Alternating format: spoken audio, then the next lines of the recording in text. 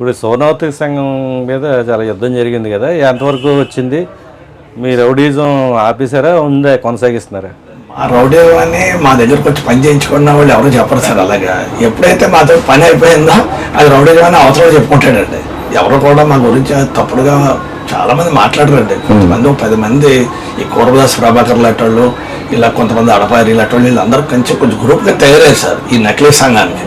ఈ సంఘానికి వెనకాల వీళ్ళందరూ పెద్దలుగా ఉంటూ వ్యవహారం నడిపించేస్తాం అనుకుంటున్నారండి. రేపు మేము తీసుకొని ఈ లీగల్ వ్యవహారంలో చాలా ముందు చాలా ఇబ్బందులు పడతారండి. దీన్ని అయితే మేము ఆపలేదు సార్, ఆపలేదు, మేము ఆపం కూడా అండి. ఎందుకంటే మేము రిజిస్టర్ చేయించుకొని బాడీని మేము అందరికీ కూడా మొన్న పిఠాపురంలో పెద్ద రాబరీ జరిగిందండి. రాబరీ జరిగితే నేను వెళ్ళానండి, నేను మా బ్రదర్ అందరూ వెళ్ళి కూర్చొని ఆ వ్యవహారాన్ని పూర్తి రికవర్ చేసి తీసుకొచ్చామండి. పూర్తి రికవర్ అండి. ఇంచుమించుగా 18 లక్షల రూపాయలు సిల్వర్ కానీ గోల్డ్ కానీ క్యాష్ కానీ మొత్తం అంతా కూడా మొన్నే మనం వెళ్ళి పిఠాపురం సిఏ గారు వీళ్ళు ఎస్పీ గారు ఒక టీం వేశారు. దాని మీద ఒక 5 టీంలు వేశారు. ఆయన ఏఎస్పీని ఒక ఆయన పెట్టారండి. ఆయన పెట్టి మొత్తం వాళ్ళందరినీ ఛేదించారండి. ఛేదించి మొత్తం అంతా కూడా మేము కలెక్ట్ చేసి మా వర్తకుడికి హ్యాండ్ ఓవర్ చేయడం జరిగిందండి. నకిలీ సంఘం ఏది అనేది ఎప్పుడు తేలుతుంది? అంటే కోర్టులో కొన్ని రోజులు లేట్ అవ్వచ్చమ్మ కానండి, వ్యవస్థ అయితే మాత్రం మాదేనండి. అది మేమే దాన్ని రిజిస్టర్ చేయించుకున్నాం కాబట్టి. ఈ మధ్యకాలంలో కూడా ఎమ్మెల్యే గారు ఛాంబర్ ఆఫ్ కామర్స్లో ఒక మీటింగ్లో చాలా గట్టిగా చెప్పడం జరిగిందండి. వాళ్ళు మీకు ఎప్పటి నుంచో చెప్తున్నాను, మీరు లీగల్గా చేసుకోవాలి, మీరు నా దగ్గరికి అస్మాని భయం వస్తే ఎలా కూరుతుంది, ఎవరు ఏం చేస్తారు, బిక్కు మళ్ళీ బతకవలసిన పని ఏంటని కూడా అడిగారండి. ఛాంబర్ ఆఫ్ కామర్స్లో అడిగారు. మాకు మీరే కాదు, అవతల కడిగ సింగ్ గారు లాంటి వాళ్ళు కూడా మాకు కావాలి, మేము అందరూ కలిసే ఉంటాం మీకు. ఎందుకంటే ఒకసారి ఎమ్మెల్యే గారి దగ్గరికి వెళ్ళినప్పుడు మళ్ళీ వేరే వ్యక్తుల దగ్గర అవసరం పర్లేదు కదండి. వ్యాపారం వేరు రాజకీయం వేరులేదు. వ్యాపారం వేరు రాజకీయం వేరు. ఒకవేళ ఆశ్రయించారు, కానీ మాకు ఎలా అన్యాయం జరుగుతుందో లేకపోతే మాకు ఉన్న సమస్యలు తీర్చండి అని వెళ్ళినప్పుడు ఒకే వ్యక్తి దగ్గర ఉండాలండి. 4 చోట్లకి వెళ్ళిపోయాం, నాకు 4 కావాలంటే ఎమ్మెల్యేగా ఆయనకి ఏమి ఇచ్చారండి గవర్నమెంట్? ఒక ఎమ్మెల్యేకి గౌరవం ఇవ్వాలంటే ఏం చేయాలండి?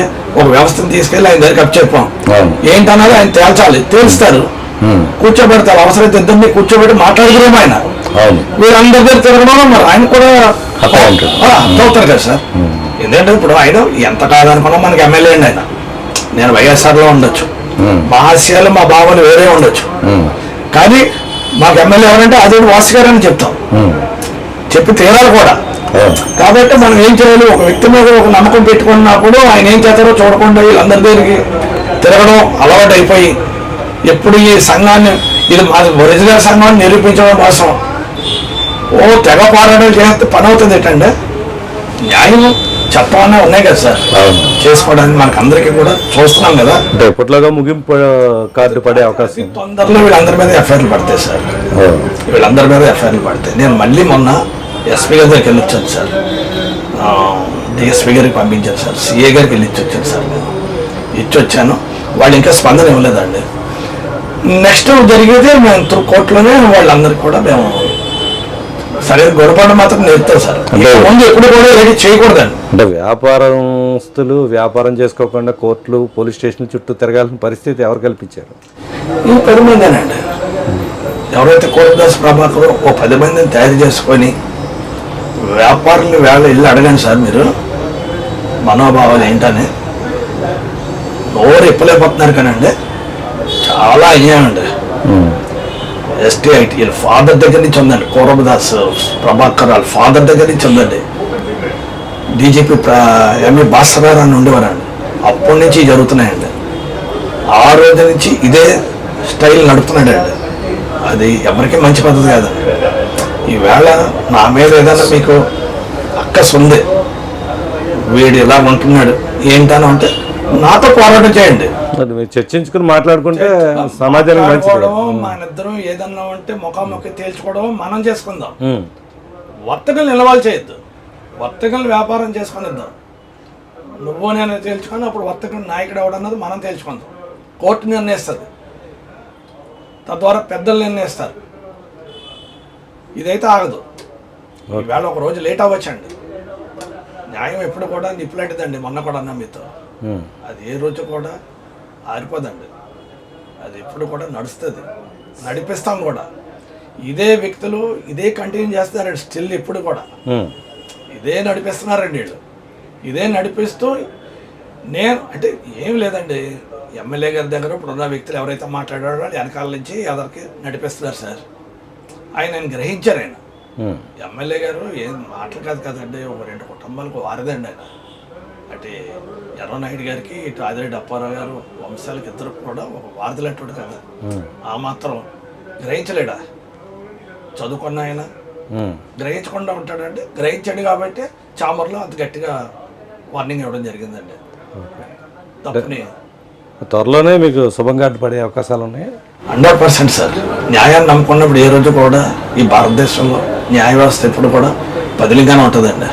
మన పెద్దలు అందరూ ఏ విధంగా సరే అండి, ఒక ఆస్తి వివాదం కానివ్వండి, ఒక అన్నదమ్ముల వివాదం కానివ్వండి, ఒక వ్యాపార వివాదాలు కానివ్వండి, అన్ని రోజులు రౌడీజాలు, బయట వ్యక్తులు, సెటిల్మెంట్లు చల్లవు సార్. అవి న్యాయ వ్యవస్థకి ఇప్పుడు మనం తలంచాలి సార్, తలంచాలి, మనం ఎదురుకి వెళ్ళాలి.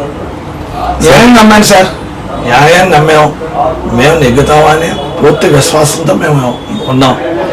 అతి తొందరలో వీళ్ళందరి మీద కూడా ఎఫ్ఐఆర్లు ఫైల్ అవుతాయి సార్. మీకు అంటే మార్కెట్లో మార్వాడీస్ సంబంధించి ఎవరైనా పెద్దలు కలిసినప్పుడు మనం సోదరులు అనే సందేశాన్ని మీరు ఇప్పుడు తీసుకెళ్తున్నారు గట్టిగా లేదా? 100% అండి. మొన్న ఎవరైతే ఈ వ్యక్తి ఇంటర్వ్యూ ఇచ్చాడో, ఇంటర్వ్యూ ఇచ్చినట్టు అదే చాలా మంది వచ్చారు.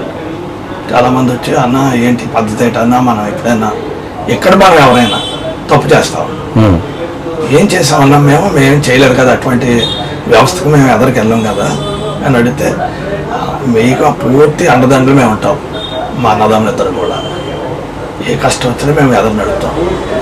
మొన్న రాబరీ జరిగింది కూడా మార్వాడికి సంబంధించిన మనిషి అండి, ఆయన న్యాయం చేశారండి, మేము న్యాయం చేస్తాం.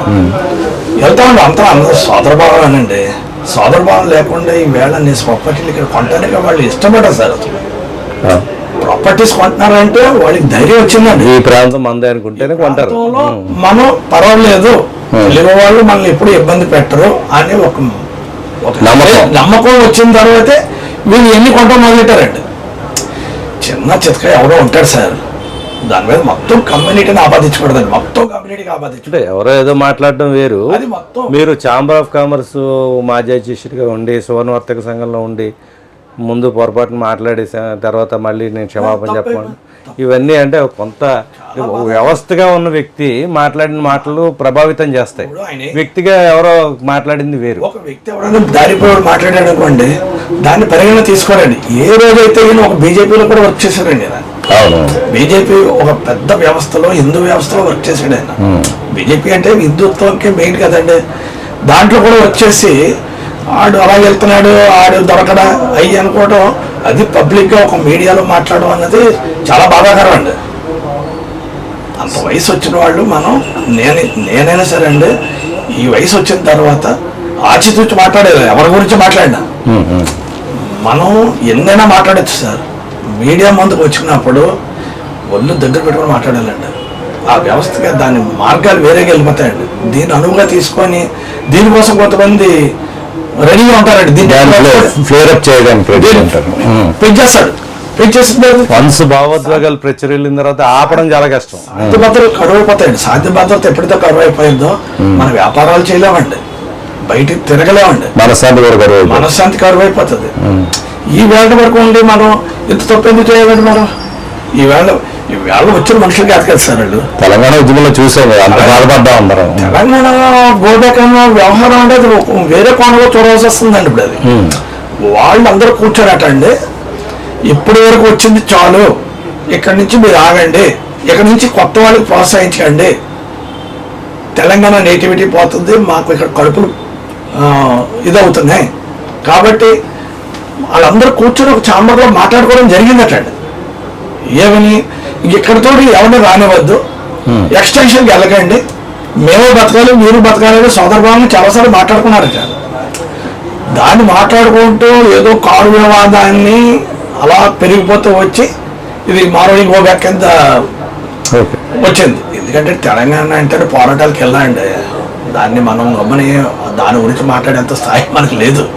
ఎందుకంటే ఆంధ్రలోని మనల్ని సెపరేట్గా వచ్చేసాం. తెలుగు భాషలో ఇద్దరు 2 రాష్ట్రాల్లో కూడా తెలుగు మాట్లాడుకునే వ్యక్తులు మనం. దాంట్లోంచి మనం బయటకు వచ్చేసాం. కాబట్టి వాళ్ళు ఎప్పుడు పోరాటాలతో ఉంటారండి. వాళ్ళ పాట వాళ్ళు గజ్జి కట్టి వాళ్ళు ఏదైనా చేశారంటే వాళ్ళు చివరి వరకు పోరాడతారు.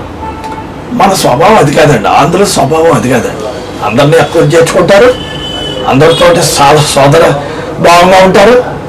సేమ్ టైం మంచి వ్యక్తిత్వం గల మనుషులండి మనోళ్ళు. 10 మందికి న్యాయం చేద్దాం అని చూసేవాళ్ళే తప్ప వీళ్ళని నాశనం చేద్దాం, వీళ్ళు చెడు కోరుకుందాం అనే వ్యక్తులు ఎవరో ఉండరండి. ఇటువంటి ప్రోత్సహించడం కూడా తప్పండి. ఎటువంటి ప్రోత్సహించకూడదు.